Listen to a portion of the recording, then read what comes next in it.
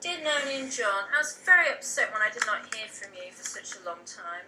I thought something had happened, so it was just giving you until today, as Friday is the usual day for your mail, and it is coming for today since your last letter. However, glad you are very well. Your little holiday must have been most enjoyable for you all. I always get the places mixed up. I thought you said San Fernando.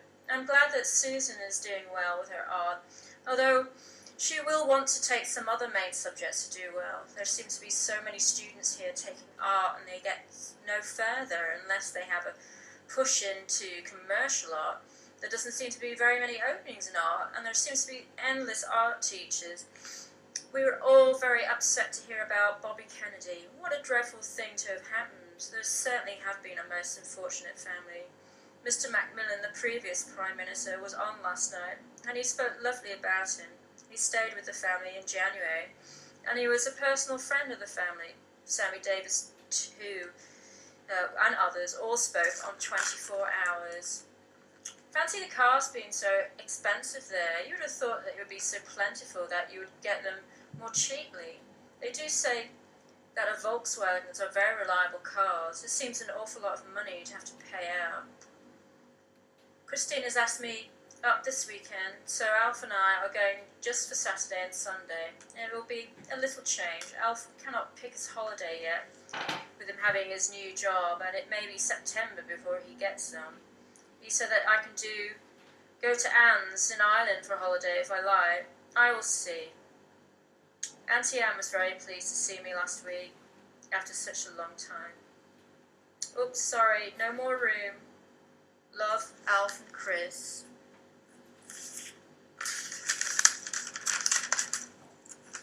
Saturday. Dear Noni, here I am getting off a few lines to you. I've just finished my baking and my work. Alf has gone to Waterloo to referee, so I have some time to get writing. I received your letter this morning telling me about Patricia's christening.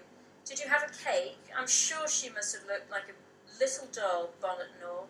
It will be much better for John to arrive in March, as the weather surely will be a little better. It is still very cold with threatened snow showers on the 1st of March.